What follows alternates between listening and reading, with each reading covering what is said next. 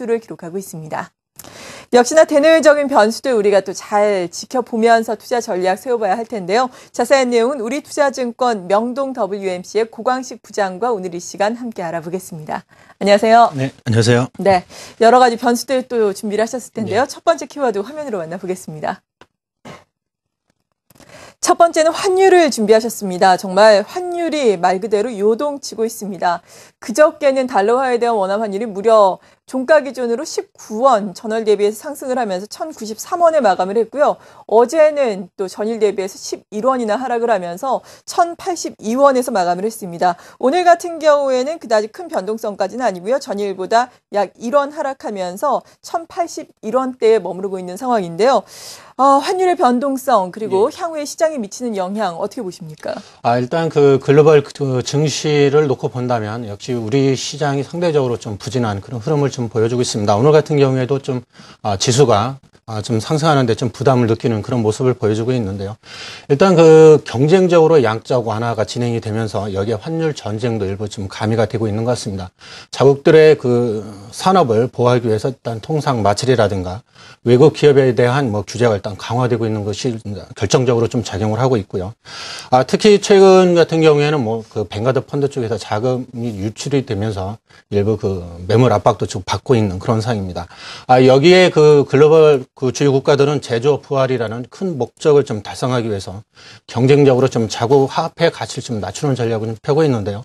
미국이라든가 유럽, 일본 같은 경우에도 전반적으로 좀 무제한 좀 자금을 방출하면서 시장의 환율을 좀 조정을 하고 있는 것으로 또 보여지고 있습니다.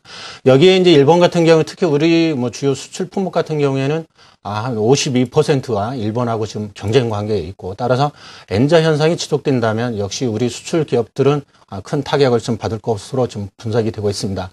지난 4분기 현대차라든가 삼성전자 같은 경우에도 일부 좀 영향을 받은 것으로 좀 분석이 되고 있고요. 네. 아베 정부 출범 이후에 당분간 그 엔저 현상은 지속적으로 진행이 될 것으로 좀 보여집니다. 또한 4월 달에 있을 주요 이벤트에 의해서 엔저 현상은 이어질 것으로 보여지고 있고, 일본 쪽에서 본다면은 한 90엔에서 한 100엔 정도를 좀 목표로 삼고 있는 것 같습니다. 90엔을 좀 기준으로 살펴본다면 실질적으로 일본 같은 경우에는 GDP 성장률이 한 0.4% 정도 이렇게 증가하는 것으로 좀 분석이 되고 있습니다. 그렇다면은 일본 정부라든가 일본 쪽에서는 엔저 현상을 당분간 좀 끌고 가려고 하는 그런 의지가 좀 강하게 표출이 될 것 같고요.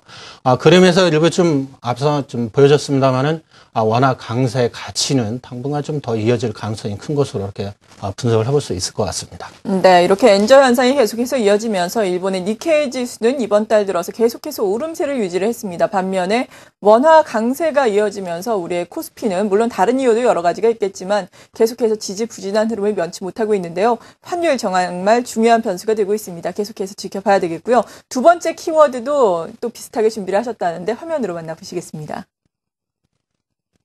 네, 환율과 산업입니다. 이어지는 측면이 있는데요. 환율 등락에 따라서 앞서서도 말씀을 하셨는데 산업별로 또 희비가 엇갈리지 않습니까? 예, 피해를 보는 산업군도 있겠고 오히려 또 수혜를 보는 산업군도 있겠고요. 산업별로 좀 정리를 해주시죠. 일단 그 엔저 현상, 환율 일단 하락에 따라서 그 영향을 받는 산업별로 좀 정리를 해봤는데요.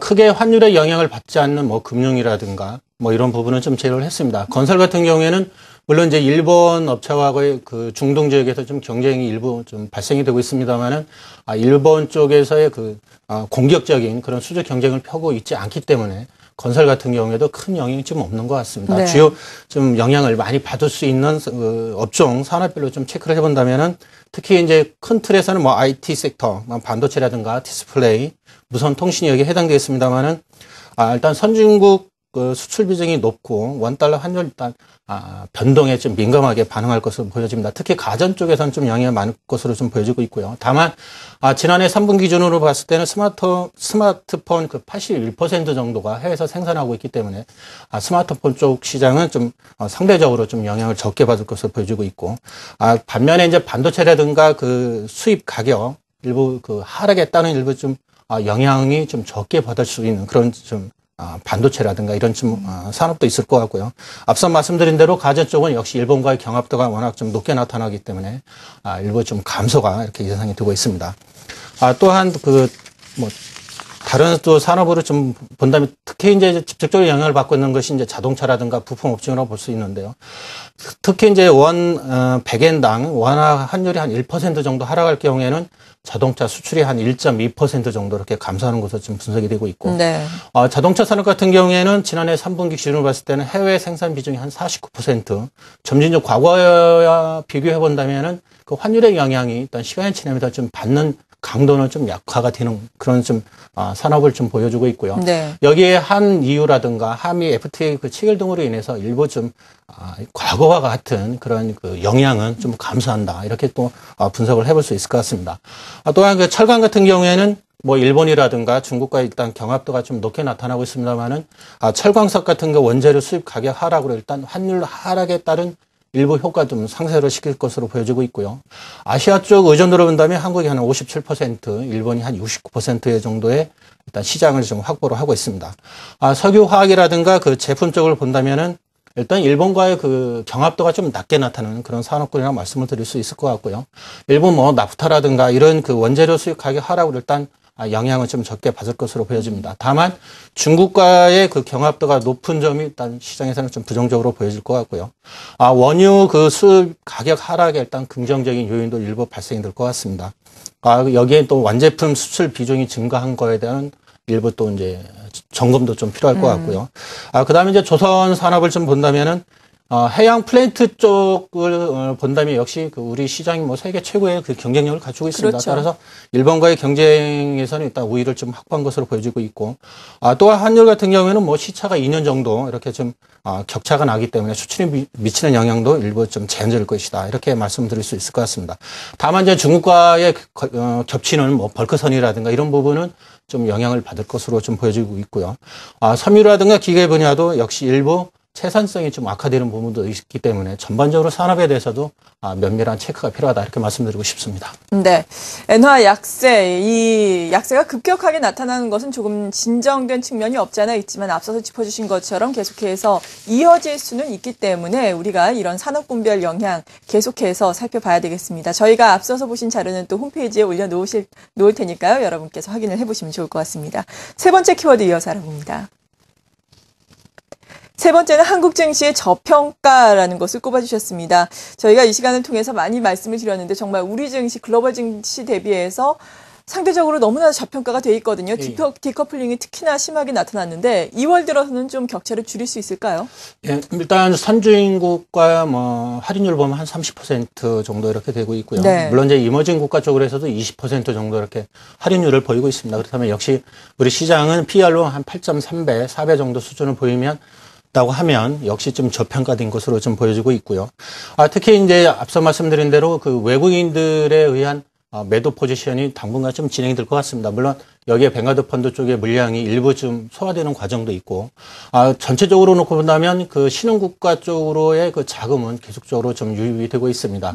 95억 불 정도가 블랙록에 의해서 지금 유입이 됐고, 다만 저 뱅가드 펀드 같은 경우에는 신흥국가에서 한 20% 정도 자금이 유출이 됐습니다. 따라서 그 자금 유입 속도가 뭐 어느 정도는 조절이 있겠지만은 우리 시장에서는 외국인들이 전체적으로 주식을 팔고 떠날 것으로는 보여지고 있지는 않습니다. 예. 역시 실적이라든가 업황이 개선되는 군에 대해서는 지속적으로 좀 관심을 갖는 전략이 좀 바람직하다, 이렇게 말씀드리고 싶습니다. 네, 그렇다면 보다 구체적인 전략은 어떻게 세워야 하는지 마지막 키워드를 통해서 알아봅니다. 네, 마지막 키워드는 투자 전략이 되겠는데요. 그렇다면 투자자들 앞서서 좀 외국인의 순매도가 완전히 우리 뭐 시장에서 급격하게 나타나지는 않을 것이다라고 비교적 긍정적으로 평가를 해주셨는데 어떤 전략이 필요할까요? 지금부터 저가 매수에 나설까요? 예, 일단 그 뱅가드 펀드 쪽에서 나오는 매물은 주간 단위로 보면 한 4천억 정도 내외가 지금 예상이 되고 있는데요. 이런 부분은 역시 시장에서는 영향을 좀 받을 것 같고요. 다만 그 기타, 그 미국계 쪽에서의 뱅가드 펀드 말고 유럽이라든가 비중이 아직도 유럽이 좀 높습니다. 그렇다면은 유럽계 자금, 앞서 말씀드린 대로 블랙락 쪽의 세계 최대 운용사 쪽에서 자금이 유입되는 부분, 이런 부분을 전체적으로 놓고 본다면 급격한 외국인들이 주식을 팔고 빠져나가기는 좀 시간이 지날수록 좀 상세가 될 것으로 보여지고 있고요. 이런 부분은 역시 시장에 좀 영향을 줄 것 같습니다. 여기에 환율의 최근 환율에 대한 리스크가 어느 정도 좀 진정되는 부분, 또 유로존 리스크가 완화되는 부분, 뿐만 아니라 G2 미국이라든가 중국의 경제 지표가 호전되고 있다는 부분은 일단 우리 증시에는 긍정적으로 좀 작용을 할 것 같습니다. 다만 최근 외국인들이 집중적으로 매도를 했던 뭐 IT라든가 뭐 자동차 이런 부분을 제외한 나머지 이 와중에서도 외국인들이 또 선호했던 그런 업종들이 있습니다. 금융이라든가 일부 건설 쪽에 좀 유입되는 거로 봤을 때는 역시 그런 쪽으로 압축된 전략이 매매하는 전략이 좀 바람직하지 않나 이렇게 또 제시를 하고 싶습니다. 네, 그렇군요. 이렇게 여러 가지 변수를 중심으로 투자 전략까지 세워봤습니다. 우리투자증권 명동 WMC의 고광식 부장이었습니다. 고맙습니다.